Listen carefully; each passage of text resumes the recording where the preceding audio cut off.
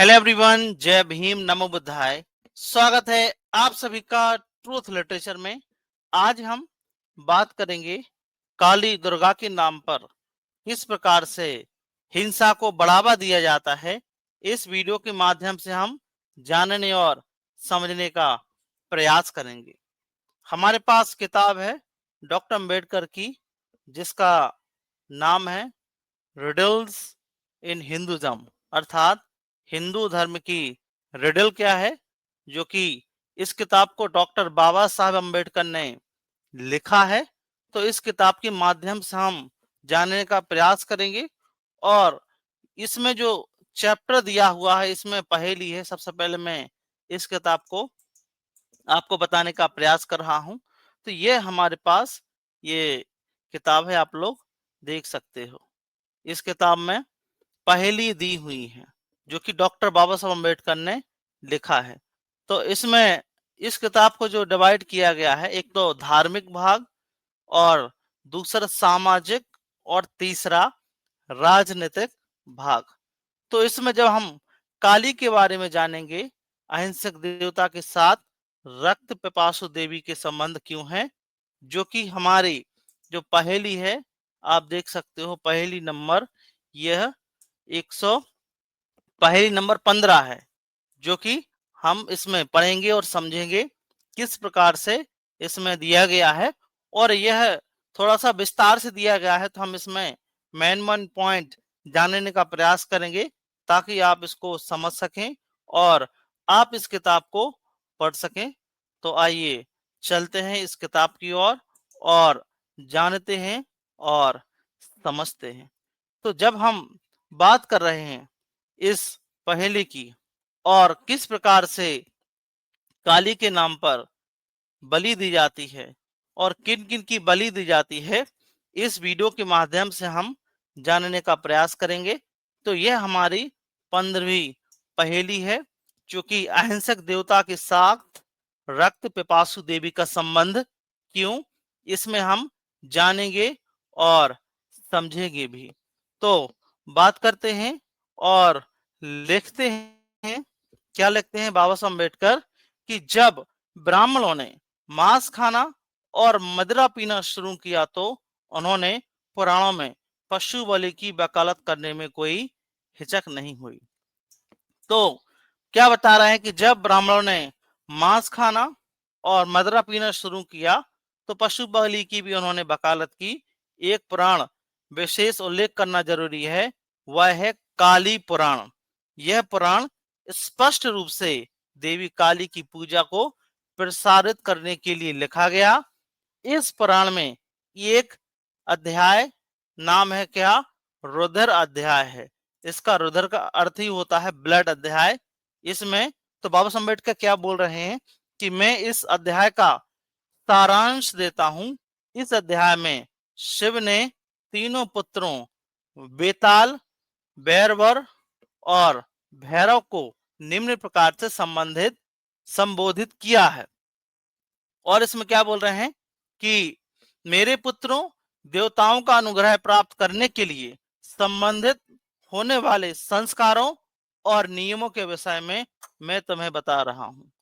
वैश्विक तंत्र में जो प्रावधान किया गया है, उनका भी सभी अवसरों पर अभी सभी देवताओं को बलि चढ़ाकर पालन किया जाए।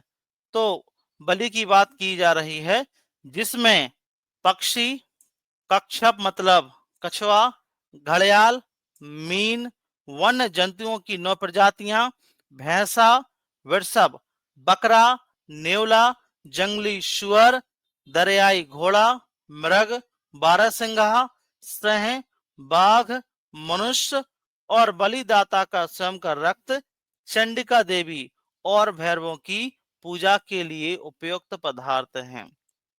इसमें ये बात कर रहे हैं और इसको बताने का डॉक्टर अम्बेडकर प्रयास कर रहे हैं। बलि चढ़ाने से ही राजाओं को सुख, स्वर्ग और शत्रुओं पर विजय प्राप्त होती है। मतलब यदि राजा को सुख, स्वर्ग और शत्रु पर विजय प्राप्त करना है, तो बलि की आवश्यकता होती है। यह डॉक्टर बाबा साहब अम्बेडकर अपनी किताब रिडल्स इन हिंदुइज्म में लिखते हैं।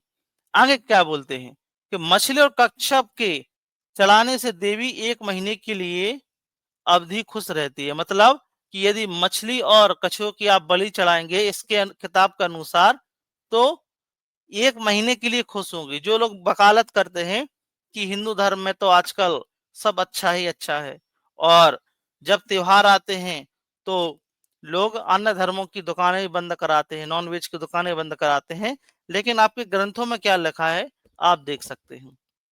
और मगरमच्छ से 3 महीने तक वन्य जंतुओं की 9 प्रजातियां के रक्त से देवी 9 महीने प्रसन्न रहती हैं।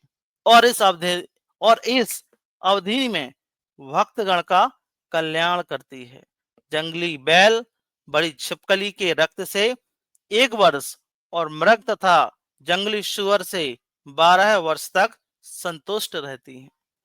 आगे लिखते हैं सरफ का रक्त देवी को 25 वर्ष तक संतुष्ट रखता है, और भैंस और दरियाई घोड़े का रक्त 100 वर्ष और बाघ का भी इतने ही वर्ष संतुष्ट रखता है। ठीक है। सह और 12 सिंगा और मानव जाति का रक्त 1000 वर्ष तक प्रसन्न रखता है। तो यहाँ पर मानव बलि की भी वकालत की गई है कि देवी को मानव की बलि चढ़ाएंगे। और हम केसेस भी देखते हैं भारत में, वैसे तो अंग्रेजों के जमाने से बंद है, लेकिन 21वीं सदी में साल में 2-4 केस आते रहते हैं। इनके मांस से भी उतनी ही अवधि तक देवी की संतुष्टि होती है जितने समय तक इनके रक्त से। अब दरियाई घोड़े और मृग के मांस तथा रोहू मछली के चढ़ाने का फल भी सुनो। तो अब इसमें यह बताया गया है कि किसको चढ़ाने से, मतलब इसको किस प्रकार चढ़ाना चाहिए, इस चैप्टर के माध्यम से यह समझाने का प्रयास किया गया है, जो कि 10 पेज तक हम देख पा रहे हैं। और जब आप इसको और ज्यादा डीपली में जाओगे तो आपके होश उड़ जाएंगे, आप इस वीडियो को देख भी ना पाए। मृग और दरियाई घोड़े के मांस से 5 देवी 100 वर्ष तक, रोहू मछली तथा 12 संघा से मेरी प्रिय काली 300 वर्ष तक संतुष्ट रहती है। आठों पहर में 2 बार पानी पीने वाली रेवण की प्रमुख प्रस्काय बच्चों वाली इंग रंगी बकरी बर्धी नासा कहलाती है, तथा सर्वोत्तम हव्य देवताओं को चढ़ाने योग्य पदार्थ और कब मृतमाओं को चढ़ाने का पदार्थ है। इसके आगे और क्या लिखते हैं कि नीली ग्रीवा, लाल शीर्ष, श्याम टांगों और श्वेत पंखों वाला पक्षी भी बरधी नासा कहलाता है। वह पक्षी राज है और मेरा तथा विष्णु का प्रिय है। निम्नांकित विधि से दी गई मानव बलि से देवी 1000 वर्ष तक प्रसन्न रहती है। यदि मानव की बलि चढ़ाएंगे तो देवी 1000 वर्ष तक प्रसन्न रहेंगी, और 3 मनुष्यों की बलि 1,00,000 वर्ष तक। मेरे रूपधारी कामाख्या, चंडिका और भैरव मनुष्य के मांस से 1000 वर्ष के लिए संतुष्ट हो जाते हैं। रक्त का अर्ध पवित्र मंत्रों से अमृत बन जाता है। कामाख्या को शीश अर्पित किया जाए तो क्या बता रहे हैं कि कामाख्या को शीश मतलब सिर अर्पित किया जाए तो वह अति प्रसन्न होती है। जब ज्ञानी देवी को चढ़ाएं तो रक्त और शीश अर्पित करें, और जब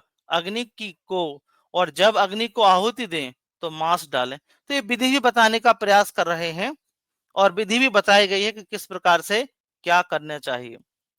उसके बाद भक्त इस बात से सचेत रहें कि अशुद्ध मांस अर्पित ना किया जाए, क्योंकि वे स्वयं शीश और रक्त को अमृत बनाते हैं।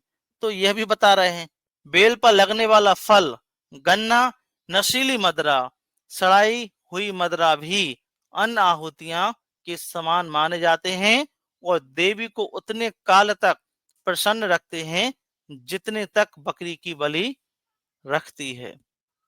आगे लिखते हैं कि बलि के लिए चंद्रहास सर्वोत्तम हथियार है, छुरे का दूसरा स्थान है, जबकि कुदाली एक निष्कृष्ट साधन है। सब कुछ बता रहे हैं। इन शास्त्रों के सिवाय बलि के लिए बर्छी तथा बाण का प्रयोग ना किया जाए, क्योंकि उस बलि को देवी स्वीकार नहीं करती है और बलिदाता मर जाता है। और जो अपने हाथों बलि के पशु अथवा पक्षी का शीश मोड़ देता है, वह भी उतना ही पापी है जितना ब्रह्म हत्यारा। उसे भारी दुख झेलने पड़ते हैं। ज्ञानी को इस उद्देश्य से बनी कुल्हाड़ी के मंत्रों को पवित्र करके प्रयोग में लाना चाहिए, जैसा कि दुर्गा और कामाख्या के विषय में विशेष रूप से करते हैं। तो यहाँ पर बलि दुर्गा और कामाख्या के बारे में भी बताई गई है किस प्रकार से करना चाहिए। तो आप लोग देख पा रहे हैं कि किस प्रकार से हिंदू धर्म में हिंसा को बढ़ावा दिया जाता है। इसके बाद आगे और विधि बताते हैं जो कि डॉक्टर अम्बेडकर समराइज करने का प्रयास करते हैं और भी यह बताने का प्रयास कर रहे हैं कि काली का नाम 2 बार लिया जाए, फिर कहा जाए देवी वज्रेश्वरी लोह दंडे नमः। ये शब्द इस प्रकार उच्चारे जा सकते हैं।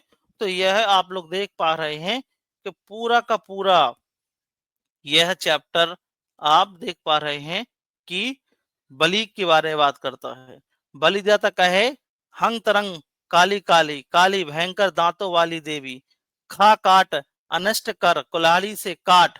आप देख पा रहे हो ना, कुल्हाड़ी से काट, झुक झपट रक्त पी, सैफ रक्षा कर काली को नमस्कार।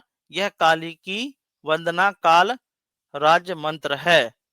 आप लोग समझ पा रहे हो। इस प्रकार काल राज्य मंत्र से जब कुल्हाड़ी का वार किया जाता है, तब काल रात्रि अर्थात अंधकार की देवी स्वयं उस कुल्हाड़ी से बलिदाता के शत्रु का संहार करती है। बलिदाता को पूर्व नियमानुसार बलि देनी चाहिए और बलि पशु से निम्न प्रकार कहें। तो यह अब क्या बता रहे हैं कि किस प्रकार से क्या बातें बोलनी चाहिए। बलिदाता उस देवता का नाम ले जिसके लिए बलि दी जा रही हो, वह प्रयोजन बताए जिसके लिए बलि दी जा रही है, ऊपर बताए मंत्र के साथ बलि चढ़ा दे, उसका मुख उत्तर की हो। अब ये भी बता रहा है कि कितनी क्या प्रक्रिया है। आप लोग देख पा रहे हैं, मैं हाईलाइट कर रहा हूं कि उसका मुख उत्तर की उसका मुख उत्तर को हो तथा बलिदाता अपना मुख उत्तर में रखे और बलि पात्र को पूर्व दिशा में रखे। अभी जो आप देख पा रहे होंगे, वेस्ट बंगाल हो या फिर झारखंड हो या आपका बिहार हो, यहाँ पर काफी ज्यादा बलि प्रथा आम है, आज भी है। बलि चढ़ाने के बाद ऊपर बताए अनुसार रक्त में नमक जरूर मिलाएं। तो आप लोग देख पा रहे हो।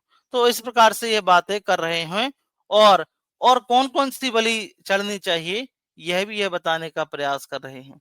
तो आप लोग देख पा रहे हो कि किस प्रकार से, और इसमें प्रॉपर बताया गया है। देखो कि किस प्रकार से बलि देनी चाहिए। अब देखो इसमें ये बता रहे भैंसों की बलि कैसे देनी चाहिए, ठीक है, मृग की कैसे बलि देनी चाहिए, सब बता रहे हैं। देखो क्या लिखते हैं कि यदि कई पशुओं की बलि देनी हो तो केवल 2 अथवा 3 को ही देवी के समक्ष लाना पर्याप्त है, उसमें सभी की उपस्थिति मानी जाएगी। हे भैरव, मैंने तुम्हें उत्सव की सामान्य बातें बता दी और यह भी बता दिया कि बलि कैसे हो और किन अवसरों पर कौन से मंत्र पढ़े जाएं, यह भी बताए जा रहे हैं। ठीक है, तो किस प्रकार से बलि देनी चाहिए।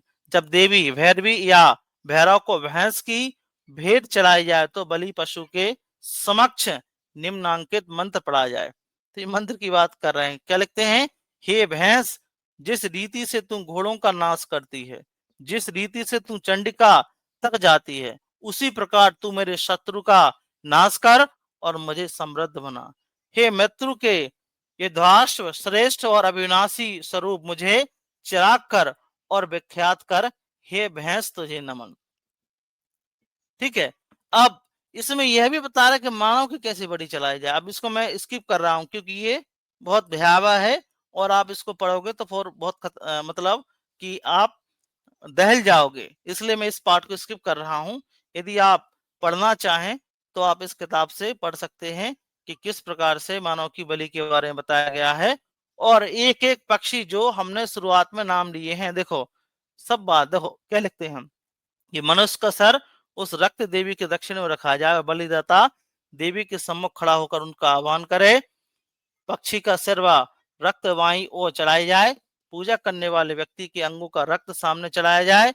मांसाहारी पशुओं अथवा पक्षियों के सिर से निकलने वाले रक्त रूपी अमृत को और जल जीवों के रक्त को बाईं ओर अर्पित करें। तो इसमें इस प्रकार से आप देख पा रहे हो कि बलि प्रथा के बारे में बताया गया है और यह पूरा 10 पेज का है। ये पूरा 10 पेज का है। तो इसमें यह तमाम प्रकार की बातें आपको देखने को मिलेगी इसमें, और आपको समझ में आएगा कि जो लोग बात करते हैं कि हमारा धर्म में तो ना बलि है ना कुछ है, उसमें क्या बातें लिखते हैं। ठीक है, तो यह बातें डॉक्टर अंबेडकर लिखते हैं और उसमें बताने का प्रयास करते हैं। तो यह बताने का प्रयास कर रहे हैं। लास्ट में देख लेते हैं जो कि अगर बाबा साहब अम्बेडकर कुछ लिखते हैं इस बारे में कि आजकल तो पशु बलि, आजकल शिव को तो पशु बलि स्वीकार नहीं करते। शिव पूजा का यह रूपांतरण अहिंसा स्वीकार करने के बाद हुआ। हिंसा से अहिंसा अपनाने के बाद ब्राह्मणों ने शिव को हिंसक से अहिंसक बना डाला। शिव के अहिंसक देवता बन जाने के बहुत बाद काली पूजा प्रारंभ हुई। कुछ भी हो, उनकी पत्नी काली हिंसक देवी बन गई। परिणाम यह हुआ कि हमें एक अहिंसक देव की पत्नी के रूप में क्रूर व रक्त पिपासु देवी मिली। क्या यह पहेली है? आखिर ब्राह्मणों ने ऐसा क्यों किया? तो यह डॉक्टर अंबेडकर बताने का और समझाने का प्रयास भी कर रहे हैं कि किस प्रकार से पहले ब्राह्मणों ने अहिंसा का सहारा लिया, फिर हिंसा का सहारा लिया अपने धार्मिक ग्रंथों में, और यह डॉक्टर बाबा साहब अम्बेडकर ने लिखने का प्रयास किया। तो आपका इस टॉपिक के बारे में क्या मानना है, प्लीज हमें आप लोग कमेंट बॉक्स में बता सकते हैं। और यदि आप ट्रूथ लिटरेचर पर नए हो तो लिटरेचर को आप सब्सक्राइब कर सकते हैं और हमारी वीडियोस को शेयर भी कर सकते हैं। सो जय भीम, जय भारत।